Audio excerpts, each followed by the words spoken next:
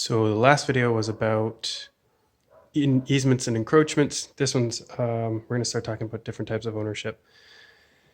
There's different ways that ownership is defined.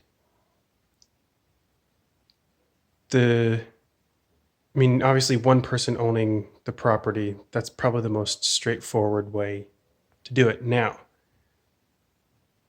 if you own the property with more than one person, that's where things get interesting.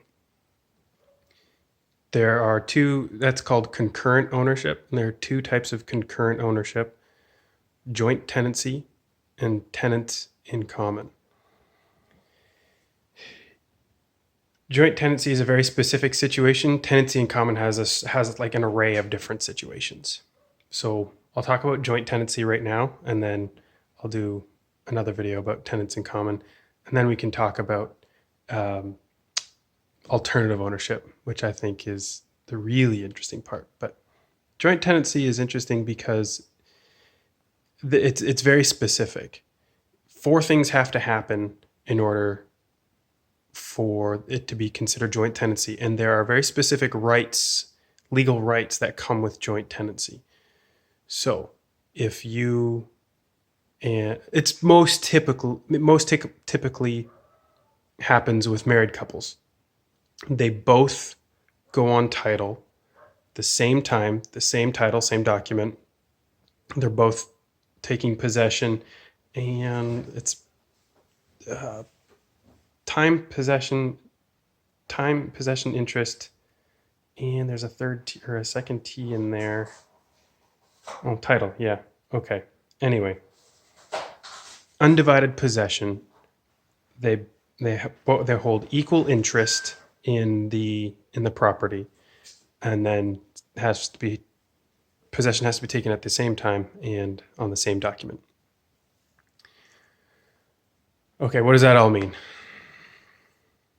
It's not fractional. It's not your one spouse owns one half, the other spouse owns the other half. Let's say it's 4 cousins that go in on a vacation property. If they all sign the same document at the same time and they all have equal interest and undivided possession, they possess it all at the same time.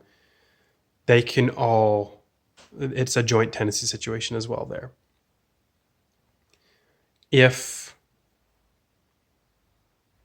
one of the people in a joint tenancy pass away,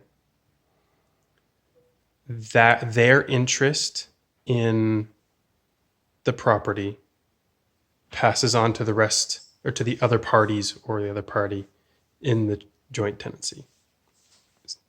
In the case of a married couple, they bought the property, they're both on title, equal interest, all that jazz. They both, one spouse passes away, the other spouse now has full ownership. This is where it's a little tricky, because you have to be careful of the wording. Not that they didn't have full ownership before.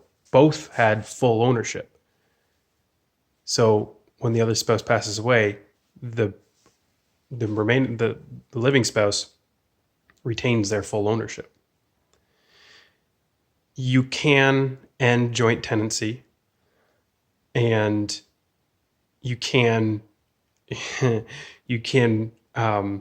divide ownership into portions where, let's say it was those group of 4 cousins. One decides to end their ownership agreement. Their portion, they fraction off. Said, okay, well then 3/4 of the property we own together. Okay, we are all on 75% of this. That 25% we will sell to someone else. So they have joint tenancy, but they are tenants in common with whoever they sell that interest to. Gets bizarre, gets weird. I think it's really cool. Definitely need legal help at that point.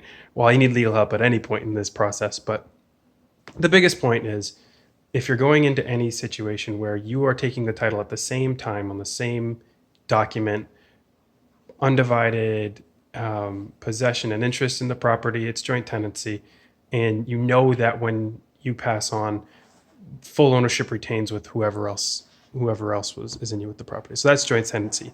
Tenants in common gets way different, and I think a little cooler, and we'll talk about that one next.